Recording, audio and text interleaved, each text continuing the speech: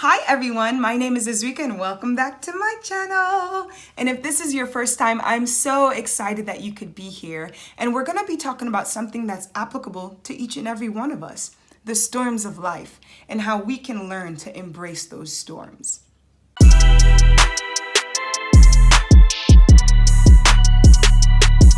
So I've kind of noticed there's this idea buzzing around about what life should look like and what the pursuit of that life should look like.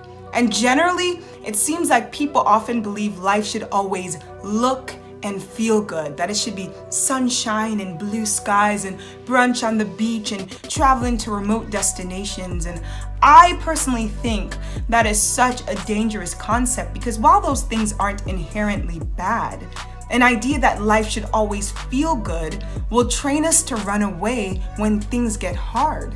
Hardship is a part of life just as much as beauty is. But if we've trained ourselves to always want to feel good, then when difficulties come, we won't know what to do. There are times when difficulties in our life arise because of something we've done. Whether it's a decision we've made, a person we've allowed in our lives, or opportunities and responsibilities we didn't take advantage of. But then there are times when difficulties come just because. And a mindset that everything should always feel good or we should always experience these positive emotions will cause us to think that those situations are not for our benefit.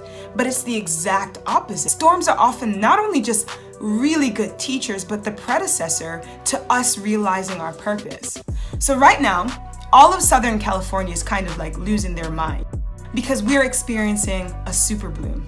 In fact, thousands of people are flocking to like Walker Canyon or Antelope Valley just to see these poppies. And I've read somewhere that the foot traffic is tantamount to Disneyland. But the thing is, I don't know, it's absolutely spectacular. The mountains are painted in colors of yellow and purple and orange. The poppies are literally popping. And so everyone wants to see this. But if you live in SoCal, you know that the reason we're in super bloom is because for this past winter, for about these last 5 months, there has been so much rain, literally weeks when it rained every day. And just living through that for the last 5 months has actually been really annoying sometimes because it's like, I want to see the sun. I haven't seen the sun in 2 weeks. Does the sun even exist anymore? But as a result of so much rainfall, so many storms, now there's an unparalleled beauty that can be seen by many. And I think that's a lot like the storms in our life. I'm reminded of a parable that Jesus shares in Matthew chapter 7. Therefore, everyone who hears these words of mine and acts on them may be compared to a wise man who built his house on the rock. And the rain fell, and the floods came, and the winds blew and slammed against that house, and yet it did not fall, for it had been founded on the rock. Everyone who hears these words of mine and does not act on them will be like a foolish man who builds his house on the sand. The rain fell and the floods came, and the winds blew and slammed against that house, and it fell, and great was the fall. In both scenarios, whether the person was a wise builder or a foolish builder, we notice that the storm came. As I grow older, as I experience more of life, I realize that storms will come. Say it with me. Storms will come. It's funny, I remember last year having a conversation with someone about storms that we foresaw, but I didn't know that storm was gonna be in my life. I never anticipated it, and that's often the problem with storms. They just sometimes come out of nowhere. The way that you plan for it is how you take care of your foundation before the storm comes. Have you built yourself on something that transcends time and space? Or are you focused just on the here and now? Just attaining these fleeting desires, entering into relationships that won't last, that don't make you better, seeking goals that are only for self-gratification. If that's the case, when these storms come, you will find that you are the foolish builder, that you've built yourself on something that cannot last.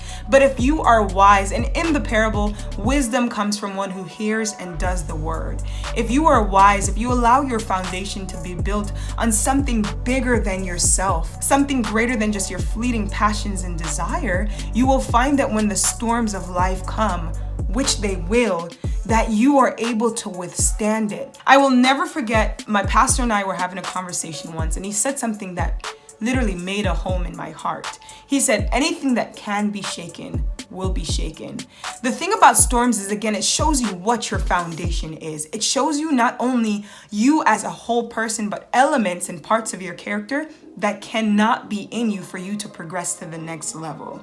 Storms are not meant to destroy us. Ideally, we should be able to withstand the storms, but they are meant to show us parts of us that are not like Christ, that just don't stand up next to God. God uses these trials, these discomforts, these new experiences, these places where we're not in control to rewrite parts of our character, to make us better. Like, I feel like life should be a continual cycle of growth, of learning and unlearning, of striving to be better on a regular basis. Complacency and ease and comfort is often the death of purpose. You never progress if you only strive to be comfortable, because comfort can be attained in many ways, but purpose, you only attain purpose through one path. And that path is a arduous path. It's a long and it's a lifetime journey. Sometimes I just want to sit God down and just be like, hey God, how you doing? Yeah, I have a question for you. When is this gonna end? Like, I'm done. Like, I'm tired of this trial.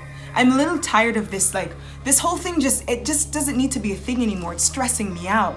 Do you not see that I'm stressed? I'm stressed. Can you please just make this go away? I don't want it anymore. But God and I, we don't function on the same wavelength. He has completely different plans. And actually, I feel like very rarely do we understand the magnitude of the plans God has in store for us. Like, when we're in these hardships, these midnights of our souls, these storms that seem like they will never, ever, ever end, God is like, I know this is tough, but I just need you to stick through this. I just need you to embrace this process. I am teaching you. I am molding you. Girl, I got plans for you. Or boy, I got plans for you. Like, I have things that I need you to accomplish, and there are character flaws that will hinder you from doing that. I know it's hard. I know it is. But just stick through the storm. Embrace your storm. I'm reminded of two verses, one in James and one in Hebrews. Hebrews 12 verse 11 says, no discipline is enjoyable while it is happening. It's painful, but afterwards there will be a peaceful harvest of right living for those who are trained in this way. James chapter 1, 3 and 4. For you know when your faith is tested, your endurance has a chance to grow. So let it grow. For when your endurance is fully developed, you will be perfect and complete, needing nothing. I just want to encourage you. I don't know what storm, what discomfort, what place you're in where you just feel like there's so much tension.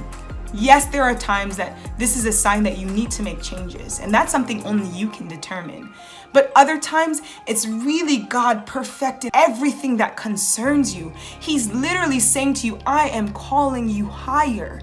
I am calling you higher, and I need you to go through this, not because I want you to feel pain. Again, he's not sadistic. He's not a jerk. He actually really loves us, but he's saying, I want you to do great things. I want to do great things for you and through you, and this storm is preparing you for that. So just endure. Embrace not only the storms that do come in our lives or will come, but the idea that storms are a part of life. As much as beauty is a part of life, pain is a part of life. But that's not a bad thing. It's just a medium for growth. There's a devotional that I do called Streams in the Desert, and I absolutely love that book. And I stumbled on a passage and I wanted to share a part of it. It says, like Joseph, let us be more careful to learn all the lessons in the school of sorrow. Then we are anxious for the hour of deliverance. There is a need be for every lesson. And when we are ready, our deliverance will surely come.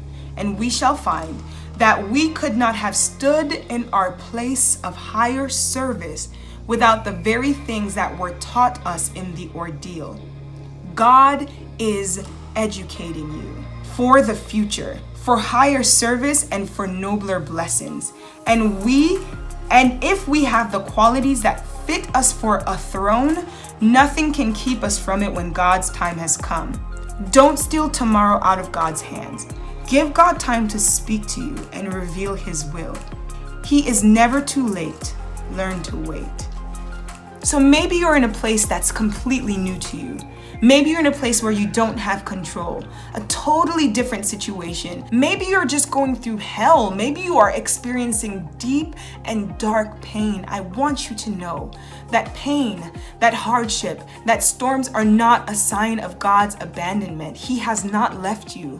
More accurately, it's that He sees something in you that is worthy, and He is using these storms, again, not in a malicious way, but He's using these storms to make you better. Yes, they hurt, they're uncomfortable, but just like Southern California, in the end, there will be a super bloom in your life, something greater than you could ever imagine. So embrace this storm, embrace this hardship, and know that no, it won't always last, but yes, you are becoming better. Thank you guys so much for stopping by. Share this with someone. Maybe you have a friend that's going through a really difficult time and they need to be reminded that this pain won't last always. Like this if you like this. And also, Google pictures of the popping poppies because they're popping, you feel me?